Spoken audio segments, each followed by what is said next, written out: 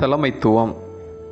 உங்களில் எவனாகிலும் பெரியவனாய் இருக்க விரும்பினால் அவன் உங்களுக்கு பணிவிடைக்காரனாய் இருக்க கடவன். மார்க் 10:43. சீடர்கள் இயேசுவின் பாடுகளை புரிந்து கொள்ளாதது அவர்களுடைய சுயநலத்தின் வெளிப்பாடாகும். அவர்களுடைய ஒரு போட்டி மனப்பான்மை நிலவி இருந்தது. அதன் விளைவாகத்தான் ஏனைய 10 சீடர்களும் தங்கள் பதவி மோகத்தை வெளிப்படையாக எடுத்து கூறிய இரு சகோதரர்கள் மீது கோபப்படுகின்றனர். சுயநலம், பதவி மோகம், போட்டி மனப்பான்மை ஆகிய அனைத்து தீய குணங்களும் சீடர்களிடம் காணப்பட்டது என்பதை நற்செய்தியாளர்கள் வெளிப்படுத்துகிறார்கள். ஆனால் இயேசுநாதர் தங்கள் தொண்டு, தியாகம், துன்பம் ஆகிய நிலைகள் வழியாகத்தான் சீடர்கள் உண்மையான தலைமையை அடைய முடியும் என தம்மை முன்மாதிரியாக்கி அவர்களுக்கு அறிவுரை வழங்கினார்.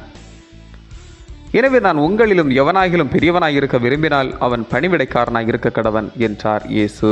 மார்க் 10:43. இயேசுவின் பாடுகளும் மரணமும் அவர் ஏழை எளியோருக்கு ஆற்றிய தொண்டின் விளைவாகும்.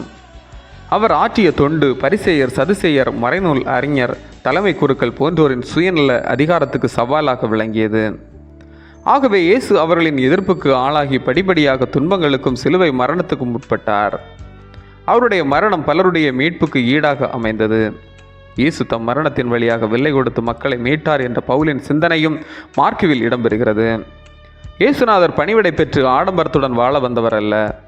மாறாக பணிவிடை புரிந்து மரணத்தை ஏற்று உலக மக்கள் மீட்படைய தம்மையை அர்ப்பணிக்க வந்தவர் என்பதை சீடர்களுக்கு தெளிவுபடுத்தினார். மற்றவர்களை மட்டம் தட்டி தலைமைத்துவத்தை தக்க வைத்துக் கொள்ளும் சுயநல போங்கு தலைமைத்துவத்தின் அழகல்ல. கொடுக்கப்பட்ட பணியில் தன்னையும் தனது திறமைகளையும் பயன்படுத்தி தன்னை சுற்றி வாழும் மக்களின் நல்வாழ்வுக்காக உழைப்பதுதான் உண்மையான தலைமைத்துவமாகும் என்பதை புரிந்து கொண்டு மனிதத்தை அன்பு செய்து வாழ்வோம்.